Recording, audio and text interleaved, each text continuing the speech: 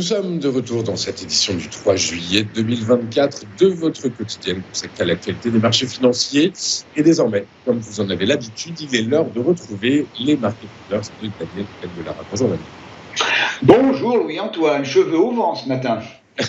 Cheveux au vent, mais surtout œil en berne. Et c'est pour ça qu'on est dans des conditions particulières. C'est que alors raconter un peu ma vie, mais j'ai une conjonctivite terrible et du coup, à faire des choses, voilà, c'est pour ça qu'il n'y a pas d'actu parce que je peux rien lire en fait. À l'heure actuelle, Daniel, merci beaucoup de m'offrir ce temps d'explication. Daniel, vous êtes avec nous, donc vous êtes associé chez Next Momentum, ancien président de l'AFAT. Avec nous dans vos Market Movers pour nous expliquer comment construire nos portefeuilles d'investissement, de trading.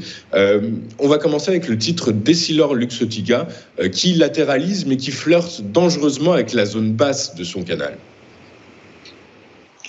Bien, vous avez presque tout dit, effectivement. Alors, Essilor, on vient depuis le début de l'année d'une belle tendance haussière jusqu'au mois d'avril. Et depuis le mois d'avril, eh bien, on latéralise. On a latéralisé d'abord entre 195,80 et 207,30. Et puis, on est venu tester le niveau au-dessus à 210,60. Et comme vous l'avez dit justement, on est dans un range à l'heure actuelle entre 200 et 210 euros. Et là, ça fait pratiquement 2 mois que l'on est dans cette situation d'attente. Alors, d'attente de quoi? C'est toujours la même question. Est-ce que c'est une phase de distribution, à savoir que les grosses mains commencent petit à petit à sortir du titre en estimant qu'il a donné tout ce qu'il pouvait, ou une nouvelle phase d'accumulation, ou au contraire, ils renforcent les positions en espérant passer les 210,60 euros.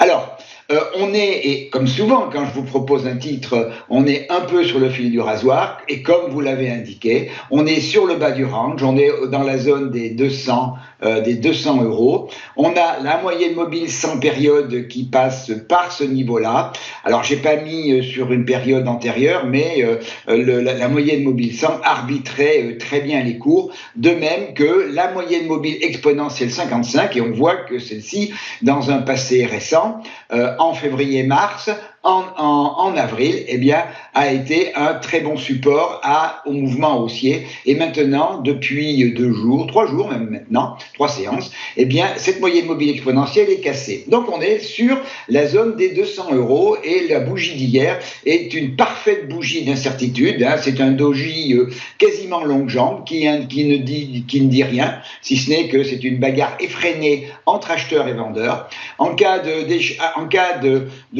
victoire du camp acheteur qui montrerait sa capacité à défendre la zone des 200 euros, ce serait direction 207,30 et 210,60. Alors, pour passer les 210,60, il va falloir qu'il y ait du fondamental significatif. Et quand je pense à du fondamental significatif, ce serait des éléments du T2 qui seraient tout à fait favorables pour permettre de franchir les 200,60 euros.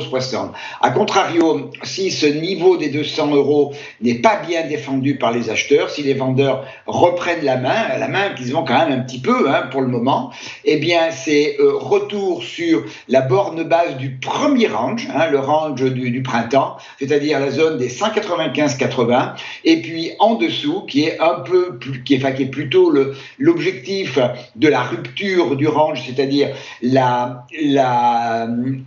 le report du range vers le bas, qui est également un niveau quasiment de polarité, niveau qui a fait support au mois d'avril et qui avait fait quasiment résistance au mois de mars, la zone des 190,75.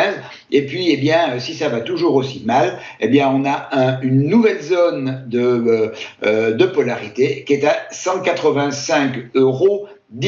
Alors, bon, bien entendu, tout est un peu suspendu à la politique à l'heure actuelle, mais pour l'instant, je mettrai un peu plus une petite pièce sur la victoire provisoire des vendeurs que celle des acheteurs sur la zone des 200. Mais à voir à partir du début de la semaine prochaine. Exactement, et on va suivre ça avec extrêmement d'attention parce que alors les analystes financiers, eux, sont positifs sur la valeur. Vous dites qu'il faut des éléments fondamentaux pour justifier peut-être un scénario à la hausse. Je dis peut-être, mais ce serait la reprise du trafic dans les magasins aux États-Unis et l'effet prix qu'arrive à mettre en place Essilor-Luxottica sur ces gammes de lunettes. Donc, en tout cas, effectivement, comme on en a l'habitude maintenant, le titre est à la croisée des chemins sur le fil du rasoir, on le voit bien. Reste, je vous dis, fondamentalement, certains analystes sont plutôt optimistes que pessimistes, en tout cas. Mais en tout cas, ça restera à regarder, à confirmer.